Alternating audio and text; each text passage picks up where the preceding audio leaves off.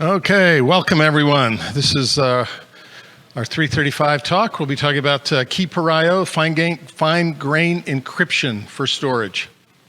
So my name is Frederick Knight. I'm from NetApp, and we have Festus from Solidigm.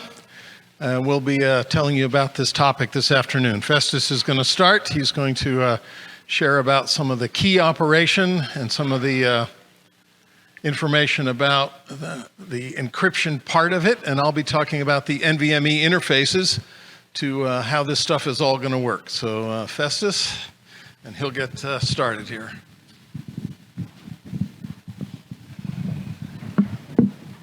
Thanks, Fred. So as Fred touched on, we'll start with just an overview of the evolution of data arrest protection schemes. And then that should get us into KPIO architectural components. We'll look at the benefits, but more importantly, we'll look at the latest updates that TCG Storage Work Group have been making towards the standardization of KPIO. Once we get through that, Fred will introduce various KPIO use case, and then how NVMe interface is being modified to support this. All right, so to start, most of you are already familiar with general approaches toward on storage devices, their arrest protection scheme. You generally have some media encryption keys generated by the device that are then used to encrypt or decrypt user data, right, is being written to NAND or being read out of NAND. So that's the general building block, and on top of that, some of the recent technology like OPPO, they've been built to add the layer of authentication to try to tie those media encryption keys, which are generated by the device, to some outside password, user password. So that's general how the data arrest protection work in today's devices. So that works well, especially for use case where you have contiguous range of LBA on storage device, and you want to associate that with a particular key and tie that to some user supply password. But as you can see on the left, it creates challenges if the number of your ranges increase, because it means you have to manage more keys on the device, which as the number of keys increases, now you have a more complicated scheme on how you protect those keys on the storage device, and that makes the storage device itself more of an appealing target for theft, fundamentally because your keys are there and the data stays there. So one of the things we've been trying to explore in TCG is figuring out ways we can improve on that architecture, maybe provide ways especially for use case that may be comfortable with dealing with the key management of the keys themselves, provide some sort of an interface and method that they can inject keys into a storage device and leverage those keys to perform on-device user data encryption. So with the idea of externally managing media encryption keys, it introduced some excellent benefit in terms of now you can, instead of associating a range of LBAs on device with one key, you can actually associate higher level object with keys. For instance, one set of key can be associated with object across different devices instead of the old architecture where you'll have only some LBAs that can be tightly coupled with one key. But that also means, if you can manage media encryption keys externally, it means you can crypto erase at a higher level, not just at LBA range level. You can crypto erase at a object level. That may be spanning multiple storage device appliances. With external management of keys, it obviously simplifies your key management implementation of the device, since you don't own the keys. So the audit process that Eric talked about earlier becomes a lot more simpler since you don't have the keys. So these are some of the key benefits that KPIO at a high level provides that are not, that you cannot, at least some of this, obviously the flexibility exists if you do software encryption, but this tries to extend that layer down into the storage device. So at high level, the way KPIO operates, you basically have you have a layer in the middle, so let's call that a KPIO host management application. That's sort of, try to relay the keys that may be owned by a particular application, try to relay those keys into the storage device, and then select those keys to perform user data encryption on the device. So in that example, we have, say you have your KPIO application talking to some key manager. In this instance, let's assume a key management service that may be hosted by some server. You ask to generate some keys or retrieve some keys, and that key management service, external, obviously to the SSD, may go ahead, create those keys and send it back to the application. And the application will then inject those keys into the SSD. And then within the SSD, obviously, the keys could be populated in the SSD controller key cache for subsequent I/O usage. So that's kind of the high-level model of how KPIO operate.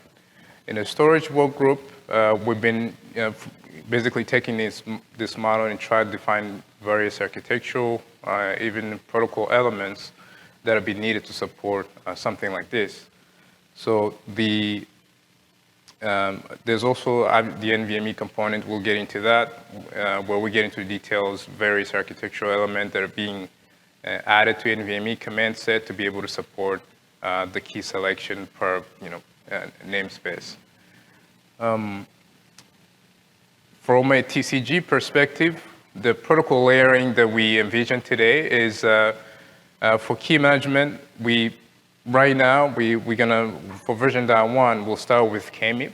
KMIP is a fairly common key management protocol that allow exchange of keys between some host application and some key managers. But then from a host to the storage perspective, we're gonna have a couple of different protocols. One is what most of you are really familiar with, using a security send and receive to do some basic activation of the KPIO as an ASP like we have OPO today. So you have that. That's not going to change in terms of setting up which authorities are allowed to perform different configuration options. The new thing we're adding is obviously the interface to the KMIP protocol. So we're looking to have a KMIP protocol, the request message protocol, as a payload for TCG COM packet. So this at least keeps existing software stack that manages OPO the same, while allowing quick integration with KMIP without introducing some of the older TCG problems like sessions. So, as you can see, this is a quick, it's a stateless protocol, basically just strictly designed to inject keys into the storage device. You then have, obviously, on the NVMe side, you have extension to NVMe I/O commands to support selecting keys. And then TCG will still use protocol 2, security protocol 2 to do things like TCG-specific reset, but also to do things like clearing of keys in a particular key slots. So that's a high level what the protocol layering will look like once the standard comes out. From a key injection perspective, we did an interesting set of problems here. I want to get in through this a little bit. So one thing when we started, one of the question we had was, when you inject a key, when you try to protect the keys, do you protect them from the key origination point, from the entity that owns the key, all the way to the storage device, or do you protect the keys from or do you trust the KPIO host management application and protect the keys from that application to the storage device? As you can see, one of the decisions we made is basically to consider the interaction between the key manager, the entity that holds the keys, to the host application that's managing various storage devices. Those interactions are out of scope will be out of scope of this standard, mainly because there may be some use cases where that application will want to know, a key with this key ID, I want it to be in a particular namespace. So they may want to get some metadata on the keys, therefore enforcing a stricter traffic encryption from all the way to the key manager to the namespace. It may create some complications with those use cases. So for version 1, the first thing we did was to focus on the interaction between the KPIO host management application and the actual SSD element. So since there are many technologies that deal with the transport security, we built a couple options. One was basically just to rely on those technology like SPDM, secure sessions, or PCI IDE, since they give you full end-to-end link encryption between the host and SSD traffic. Then KPIO traffic doesn't need to add any more complexity. You can just leverage those existing transport and send down the keys. So from the protocol perspective, the keys, at least the first provisioning, the key encryption keys you're sending, they're in plain text, but in practice, they're not, since they're leveraging the protection provided by things like SPDM or PCI IDE. Subsequent key update, though, the standard obviously provides ways to perform authenticated key updates using NIST AES GCM, since there you can add some integrity protection on the ciphertext in addition to confidentiality. So the first set of keys you inject is basically, it's keys that you pre-share that will help authenticate the next set of keys. Don't you have to have a specific bit strength on the wrapping keys? Don't they have to be a higher bit strength than what they're wrapping? Right. Well, oh yeah. Thank you. Thanks. So the question is asking is the security strength of the wrapping keys. Does it have to be higher than the keys themselves that they're wrapping? Very good question. I believe we're considering a 256 across the board for the wrapping keys, also a media encryption key. So that should meet the security strength for the wrapping keys and the data themselves that are encrypted by the keys wrapped by the wrapping keys. Does that help answer the question? I wish I knew.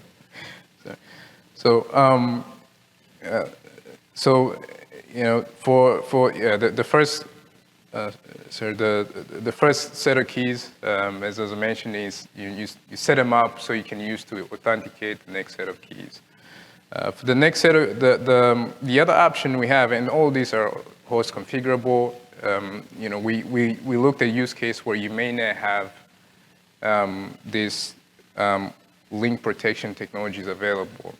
I'm not sure how many vendors have already link encryption shipping today or support for SPDM secure session. So for those use cases, we provide an option to use a NIST key transport, at least for provisioning of this first set of keys. But then subsequent key updates, you can use symmetric AES GCM. In this option, the assumption is that the device come pre-provisioned. The storage device come pre-provisioned with some sort of public key certificates. You can then use the certificate to set up the key transport algorithm. The way it will work, basically, your host application pulls the certificate from the device and then use the public key, register the certificate with the key manager, and then it can then tell the key manager to use that certificate to encrypt whatever key encryption key wants to send down, and can just relay that to the source device. In this setup of the first keys, one of the future work we're considering is, as I briefly touched on, our current options, they target the protection of keys from the host application to the source device. But there are use cases where you may want to establish end-to-end protection of a key. So, for example, if the key is owned by a user who sits on top of that application, you want to protect the keys from that use all the way to the namespace. In addition to that, we've heard from some of the feedback we've gotten is that not everyone wants those key encryption keys to persist on a storage device.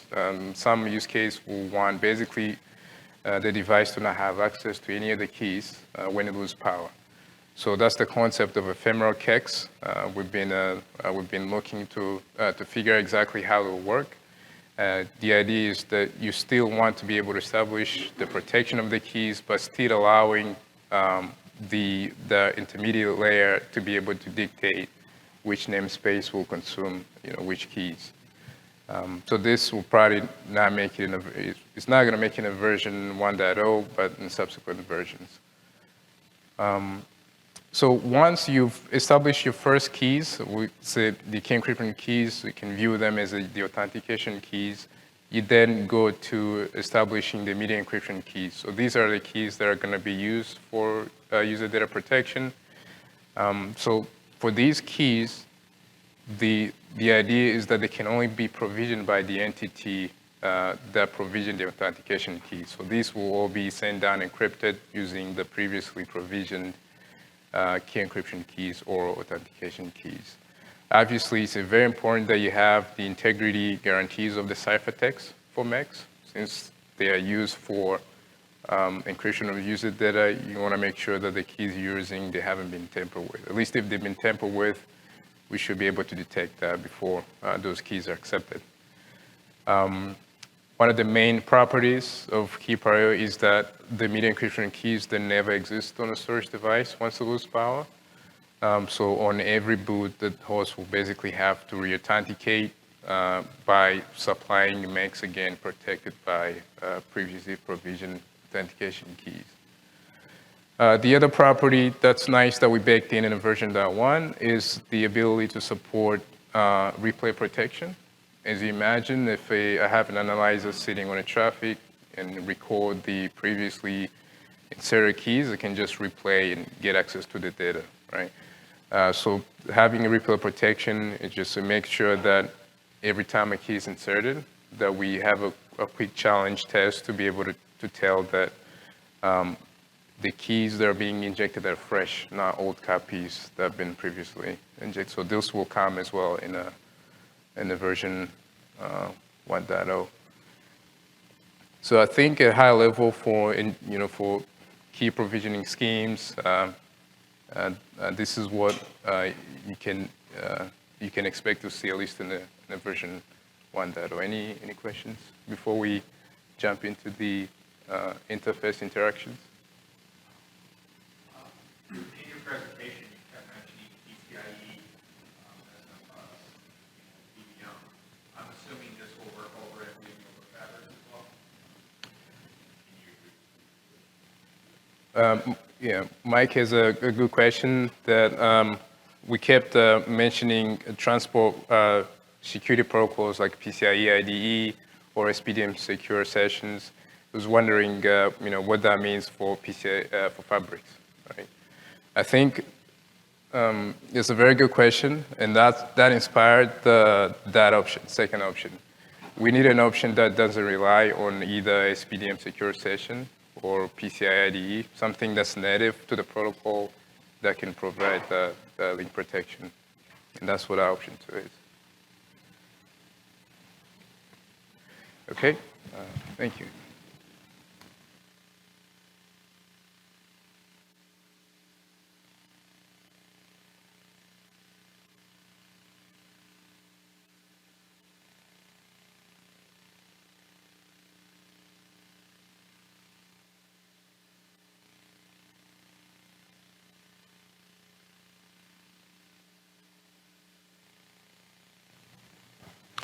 So just to elaborate a little bit on Mike's question there about fabrics, that we do have authentication and TLS types of protocols. We have FCSP, so there are ways to secure the transports for some of those fabric environments.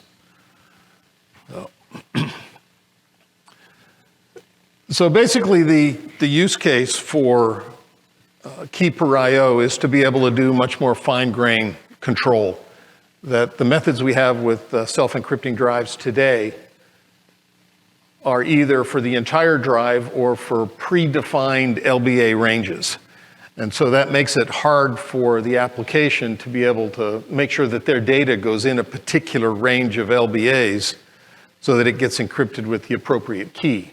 So the idea here is that each IO operation, each read command, each write command gets to select its own key that is unique for that data. So here's what that might look like. We have our green tenant, our yellow tenant, our blue tenant, and our purple tenant.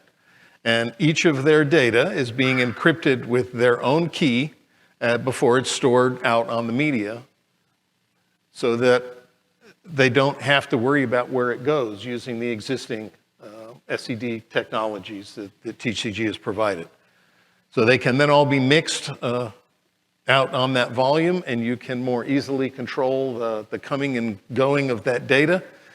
You can erase the data and get rid of it, because just by getting rid of the key, it makes it virtually impossible to be able to get that data back in its original form. So a couple places where this might be implemented, if we have some specific machines, the tenants on the left are green, yellow, and red tenant, and they send some operations to an array controller out in the fabric.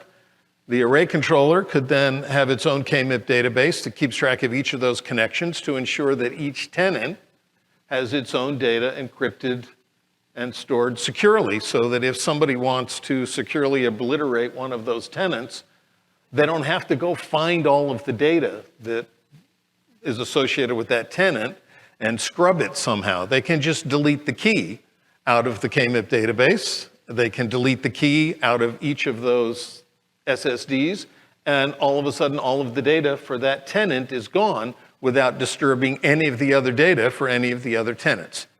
But right now, to be able to do that, you have to do it with the whole drive, or the array has to have previously divided up those LBAs into some fixed LBA ranges.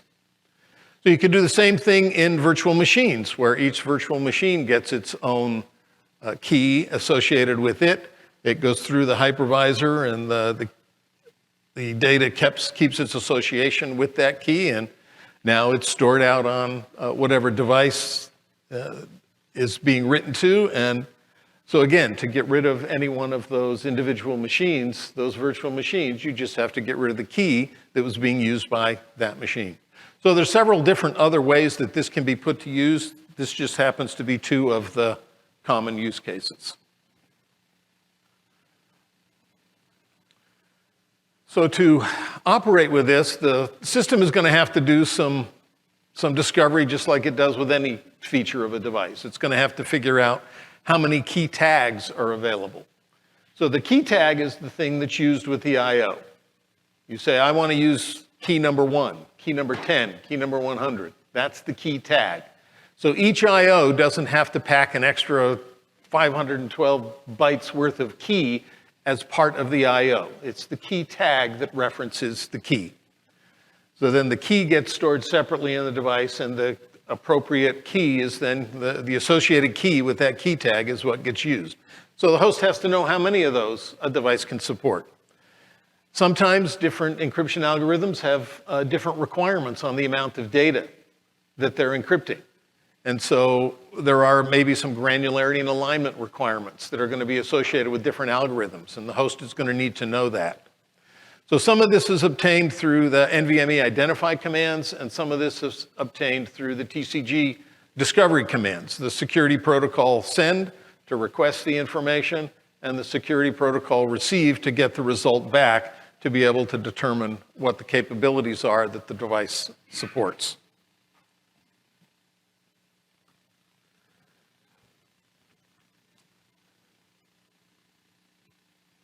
So the first step, establishing the key encryption keys. Festus talked about that. That's a negotiation that happens between the host and the device to get the key encryption keys there. And there's a couple of ways that that can be happen that he talked about. And then the media encryption keys have to be inserted. And the key encryption keys are the things that are used to protect that. So we have a couple of different protocol-specific ways that the transports protect that information through either some of the PCI mechanisms, through some of the fabric encryption mechanisms, having a TLS channel established between the host and the storage device. So the media encryption keys get injected using the TCG security send command so that the device can learn what the keys are. So here we have a very limited device. This device has, looks like 7 key tag slots in its key cache. Now, hopefully, nobody's going to build a device this small. We expect the smallest ones will probably be at least in the hundreds, maybe thousands of keys that will be supported by the device. But this key tag value is a 16-bit value, so it's possible that there can be 65,000 keys within the device at any given point in time.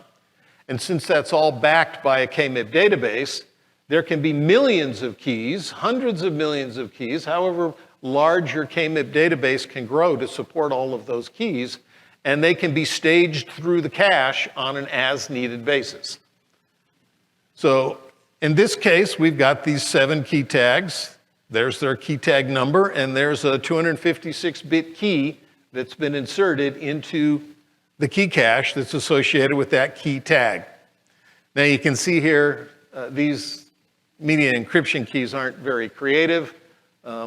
They're sort of sequential, just so it's kind of easy to see that they're different, and you can tell that they're there. So we've got different key tags. We've got 7 different values that the host can reference as it's going to be sending its IOs.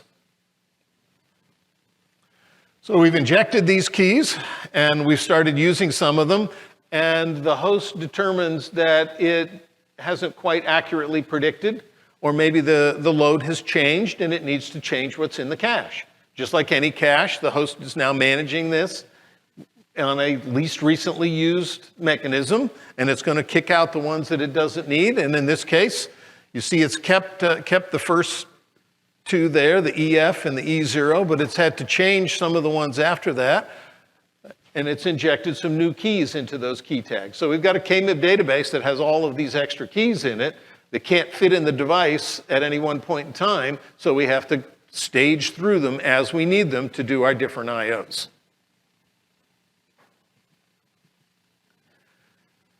So in particular, the commands in NVMe that need to be aware of this are any command that's going to do IO.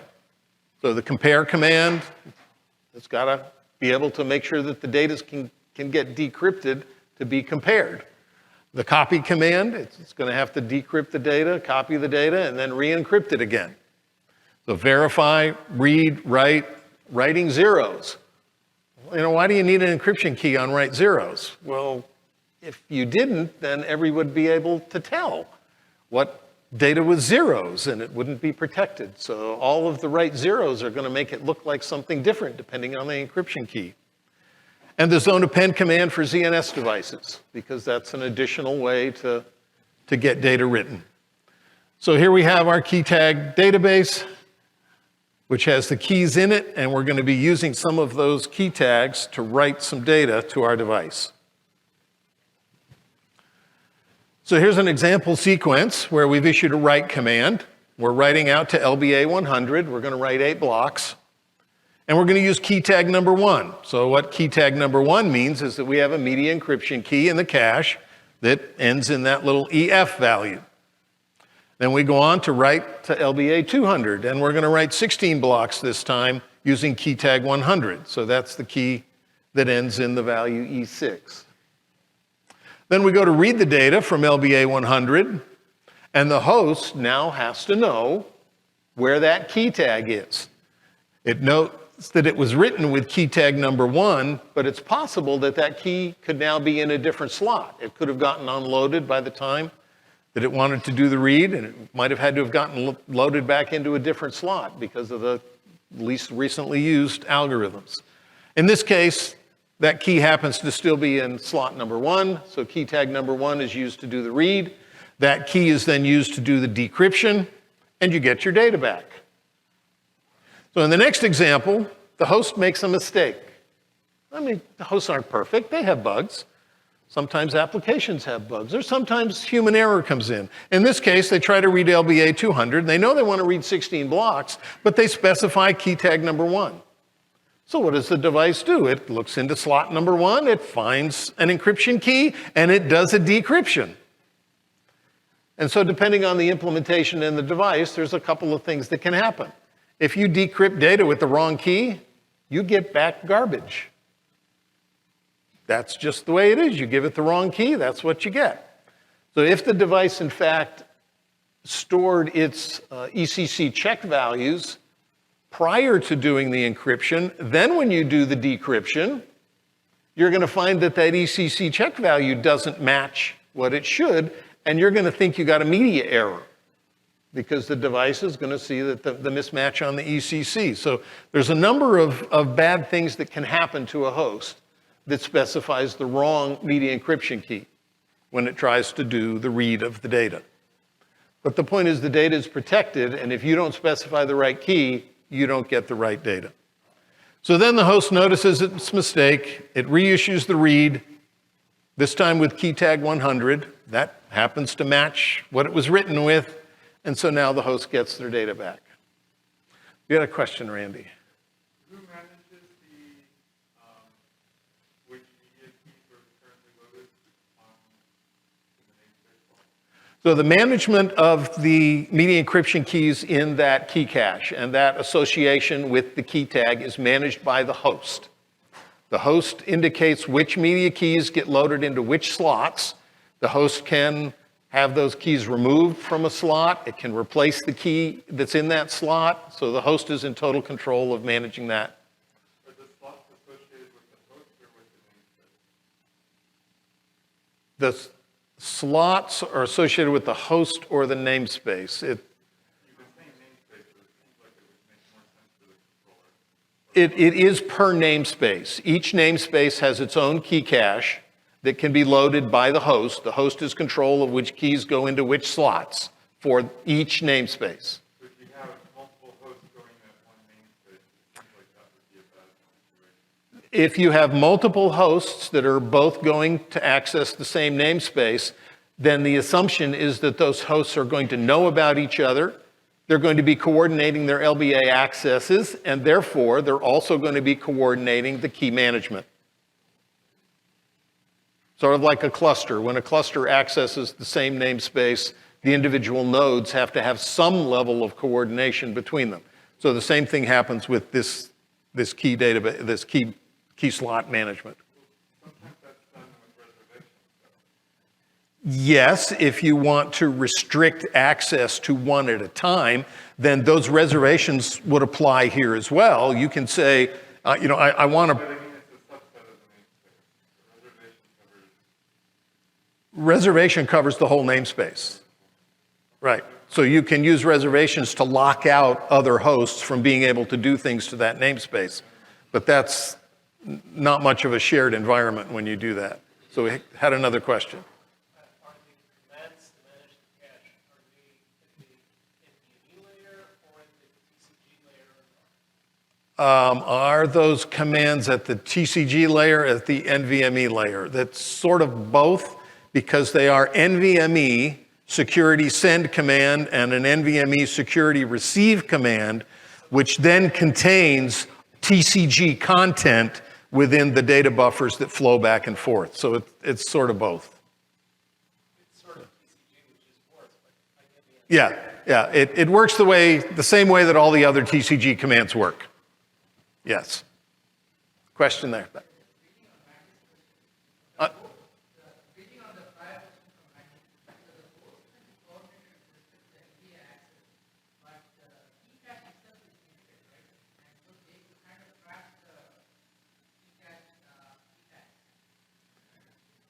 Yes, the key cache is limited. There's only so many slots. That's what the discovery process is. If the hosts want to, they could agree to divide up the key cache. You get slot 1 to 100, and I get slot, 101 to 200. So there's negotiations that have to happen in any shared environment. Yes. Yeah. I'm sorry, this is the first time I've heard of this concept. Mm-hmm. So I have a very, very basic question. What is the goal of what value is it intended to bring?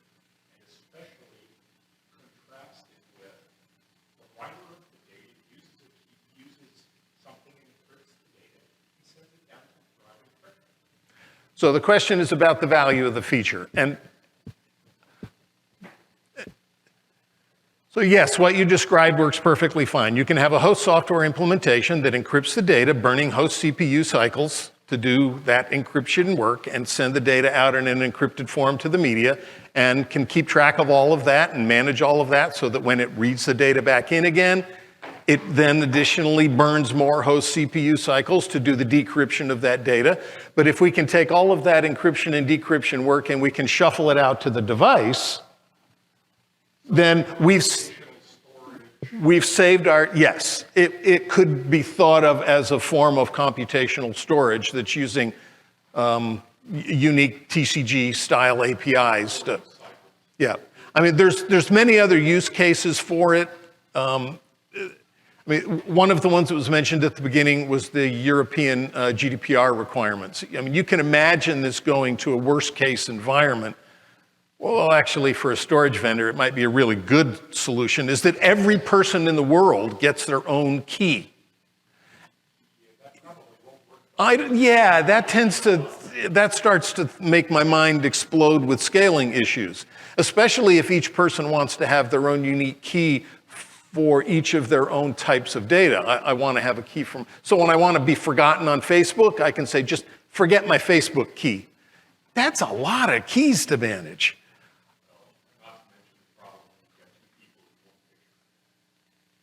Two people with one picture.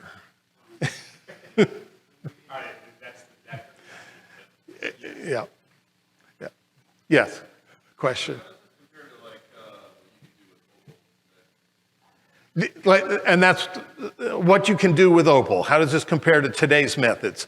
So today's methods, you can either self-encrypt the whole drive, or you can self-encrypt predefined fixed LBA ranges. And that number of predefined fixed LBA ranges is not terribly large, but now the host is stuck managing those pre-allocated spaces, and it's much less dynamic. If you're the first one that you set up, if they only store a little bit of data, you've already pre-allocated it. If the second range, if they start filling that up with data and you realize, oh my goodness, I don't have enough space, what do? There's not a whole lot you can do. It's all pre-allocated. You're going to have to take a second range, which means you're going to be using a separate key. You're going to have two keys for the same application just because it stored too much data and it overflowed its first range. The difference between the static nature of predefined ranges and each I/O gets to define its own. So it's fully dynamic. It's one-sided. Does the initiator encrypt and the target just pick the encrypted data and store it? So do both ends have to implement it? So the question is do both ends have to implement it? And the answer is no. The data is going over the wire just like it does with the self-encrypting device today. It goes in the clear. And then the device is doing the encryption. This is an extension of the SED, or the self-encrypting drive, so that the data gets encrypted in the device when it receives it, and the data gets decrypted before it is sent back to the host. Right. So what the host is doing is the host is managing which key is being used for any given I/O, and the device is then doing all the work to encrypt and store the data. This is still about protecting data at rest. Yeah, if your drive falls off the back of the truck and somebody walks away with that drive, what do they get? Well, in the case of an SCD today with Opal, they get the drive and they get the key. The device is the only one that knows that key in today's self-encrypting drives. In this case, they get the drive with the data, but they don't get any of the keys. The keys are all back in the host, because when the power is lost, the keys are lost too. Question? Yes.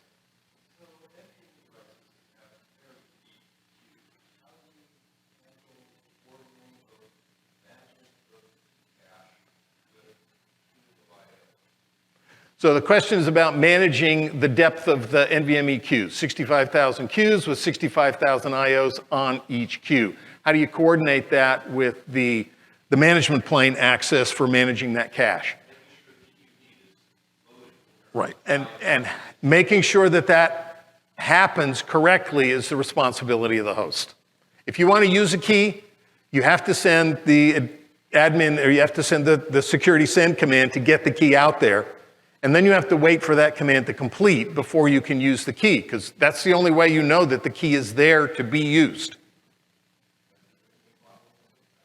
There have been some proof of concepts that have been done with this, which for the size of the scale that was done in those proof of concepts, there were no issues.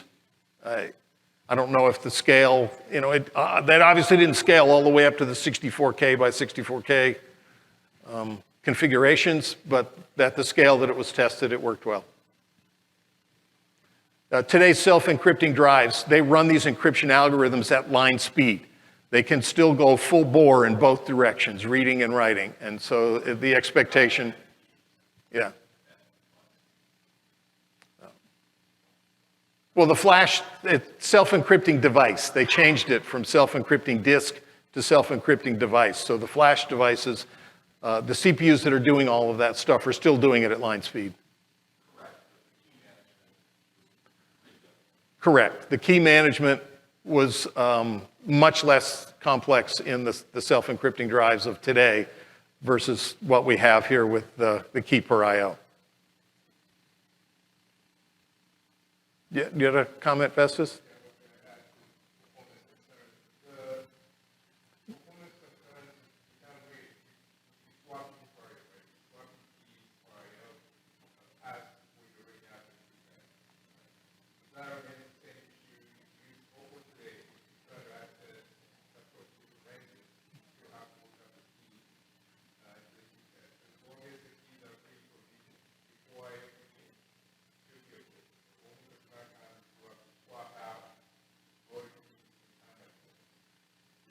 Right, so, yeah, so I don't know if I can repeat all that, but some of the performance is dependent on those access patterns.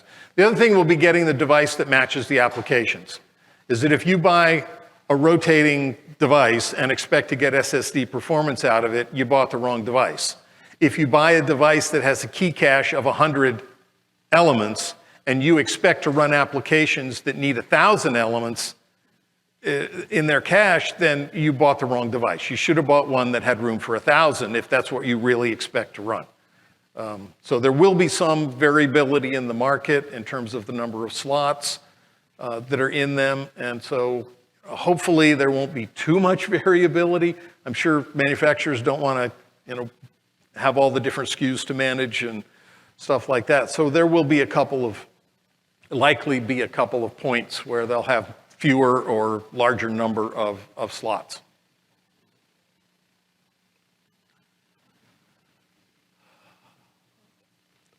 So we've talked about some of these things already, the security send receive commands. We have the new protocol ID.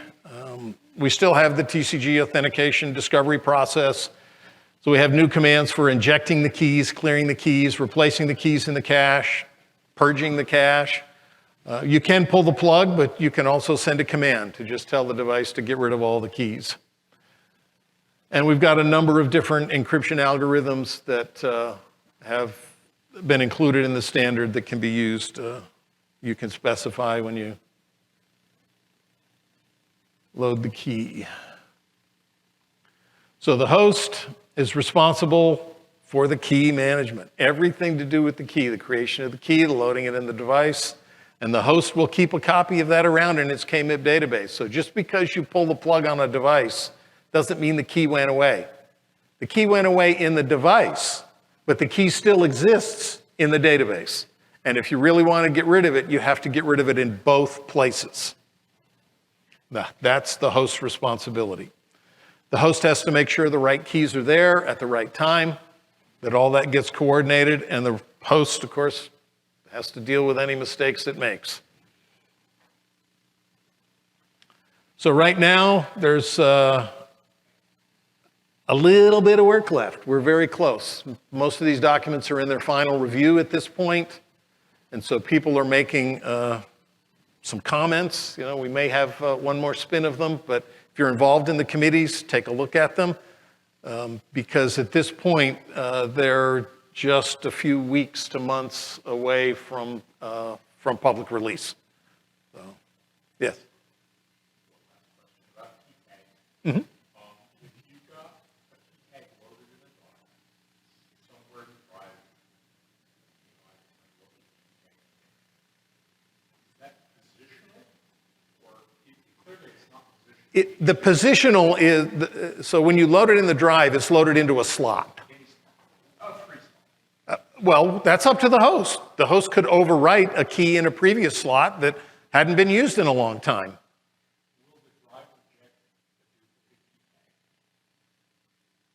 I'm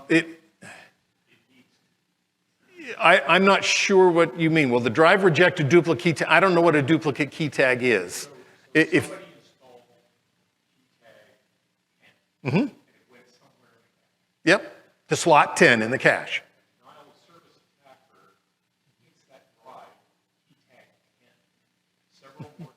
Mm-hmm. Yep, and just changes the value of the key in that slot. So there is a slot number 10? Yes. The slots are identified, and you load the contents of that slot. As far as denial of service attacks, you have to have an application that's gone through the authentication process, and knows how to access the key encryption keys to be able to get this stuff out over the wire. There's an awfully lot of other security layers that are going to make that pretty hard. So we working on the NVMe protocol in the NVM Express group and the TCG protocol in the TCG group. Yes?